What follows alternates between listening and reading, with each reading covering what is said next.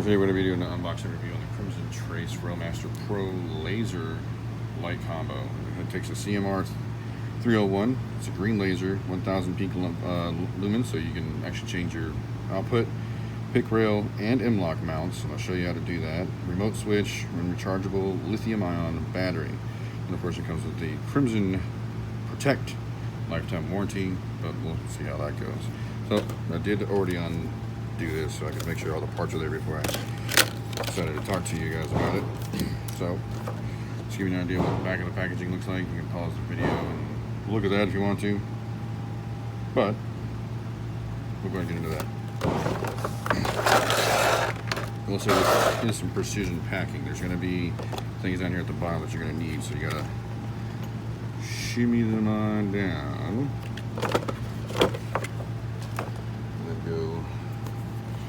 Go ahead and open these up real quick. Just dump it all out. I like how it says failure is not an option. Well, we'll see. So you got your two little lens wood swaths with your danger avoid this laser stickers, which I will be putting on just because I do have other people that mess with my firearms, or handle them I should say. So we're going to have a rechargeable cable. Like I said, this is a rechargeable lithium-ion battery, so you can plug it into here, or you can plug it into here, and this goes into your laser light combo. Here it is, your M-lock mount. Alright, and I'll show you how that works again. Yeah, might as well go ahead and open it up. Do that. Here's your rechargeable battery, right? Make sure you don't lose this. Like I said, this is a where is that? C302 or something? 301, sorry, C301. So don't mess with this, right? Just leave it alone, put it in the gun, charge it as it's supposed to, or not put it in the gun, but put it in the laser light combo, and charge it like it's supposed to, you should be good to go. This is not CR123, alright, so slightly bigger. I don't have a CR123 to show you, but there's your screws, right? And then the Allen keys and a flathead and other tips to help you do what you need to do. Of course, it comes with a sticker. It's not a true tactical gun sale if it doesn't come with a sticker. And here comes your manual. Tells you how to do everything you need to do. Luckily, I've already installed quite a few of these, so I don't need to do all that. This is a metal housing. A lot of people are thinking that this is polymer, but it is metal. It's aluminum, so I can't take a magnet to it and show you that it's metal. But as you can see, this has the Picatinny rail mount screwed into there already, but now you can see where the actual mount is at. It's in the center, so when you put this on, your front side can go right in the middle, and your light and your laser are not going to get impeded by the front side being in the middle. Here's your pressure switch, right? If you want to pop this out, take your pressure switch in. You got to pay attention to this. See that little tab there? Locks. You're going to push it in. You got to push it in kind of decent, right, to get past that O-ring that's on there. Go in, and then you'll lock it, and then you can do the same to take it out. We're not going to do that right now. This is going to be a button. This is also how you're going to change the lumens and everything like that. This is there's only one button on here, so you don't have to worry about like 15 different buttons. But what we're going to do is go ahead and take off the light bezel. We're going to put in the battery. Now there isn't any picture in here that shows you which way to put the battery in, but if you look behind the cap, you can see there's two negative symbols on each side, so you know the negative side goes this way. If you look down at the bottom, there is no positive like a symbol, so just, you don't need it at that point. It just shows you negative, so you're good to go. So the negative goes out to the front, and if you need help with your battery, of course it has positive, negative. There's an O-ring on the bezel, of course, so that helps with your moisture and other, I guess, underwater adventures, but probably only so far, if it's even water rated. But as you can see, the dial, right? Just light and laser and off. Now, all of these also glow in the dark. Now, can I show you that on camera? Probably not. You're not gonna be able to see it. Well, maybe. Let me charge it up first with some Lizite, and then we'll go from there. Yep, there you go. You can see that the button itself is glowing, as well as the letters. Just barely though. I didn't charge it for long, but there you go. At night, you're going to be able to see those little things a lot better than you're going to be able to see just some regular white balloons. Now my laser is going to be going on an M-lock, so I'll be showing you how to do that. So pretty much, right, you just unscrew the base. Keep those T sections, right here. Keep that, because that is your M-lock screw. The M-lock screws themselves are longer because they have to reach through more. Take it out. That's it. Put the new one in, and it is directional. See this tab here? It's going to go into that cut right there. So put it in there like it's supposed to, right? You're going to put your screw through the bottom, put your Allen key on it, hold it, put your T-nut on there, and you can thread it on this way, or you can spin it from the other side. I do it either way, so it doesn't really matter. And I'll show you a trick with M-lock. You're going to take this all the way down, right? I'll line it up,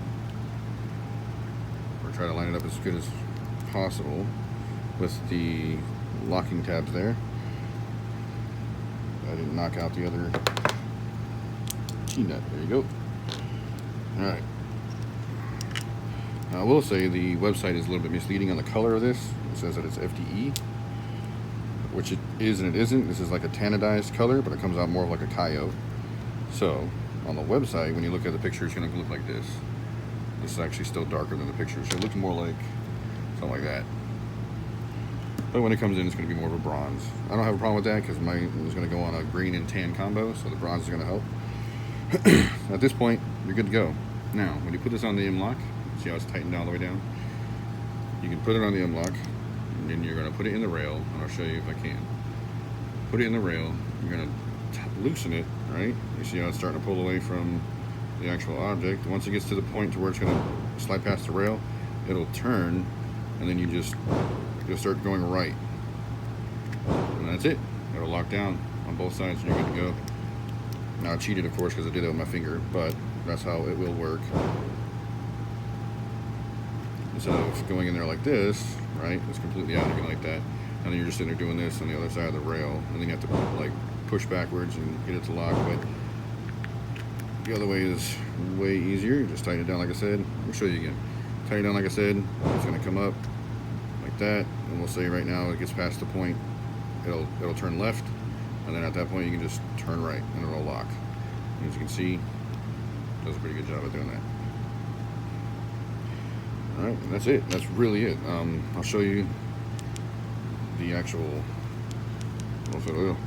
Oh, wow. Kind of read the instructions. Gotta turn it on first.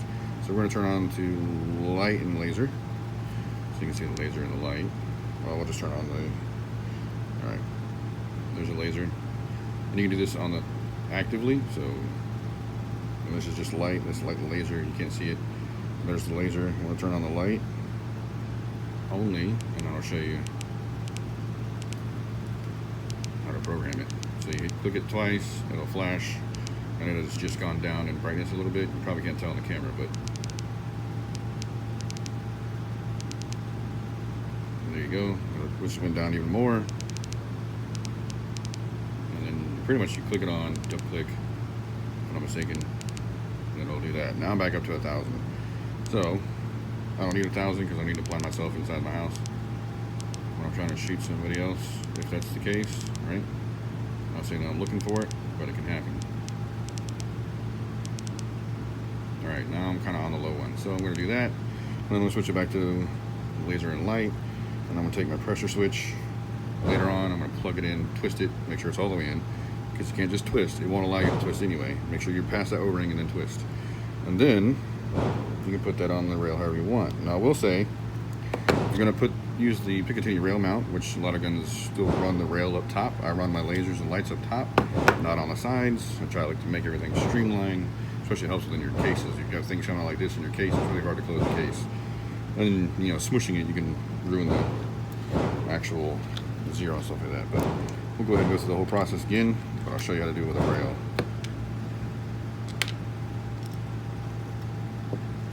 Sorry about the gunshots and the exhaust fans. I'm at work, so which is an active range, and I have all these exhaust fans on because I'm about to Cerakote, and that's why you see these hand cut stencils down here. I was just cutting those up. All right, so this is going to go on a rail. You need to save the T-nut, put it in there. All right, and they should hold themselves quite well. They may or may not. I've noticed there's a variance. All right, so at that point, you take this, make sure you have that tab oriented right. It has an arrow on it, facing towards the muzzle. It's the muzzle, written right there. You're gonna put that on your rail at this point, and then what you'll do is you'll slap this on top of it, and then you take the two shorter ones and you screw it down. You can Loctite it if you want to, do whatever you need to do, makes you feel comfortable, but that's it. Of course, the flathead side of this Allen key is going to go for your windage, but you can probably use a casing on there. I don't have any casings, but you can use anything that's located in there and turn that. So that's pretty much it. I mean, it's pretty good design. I do like it.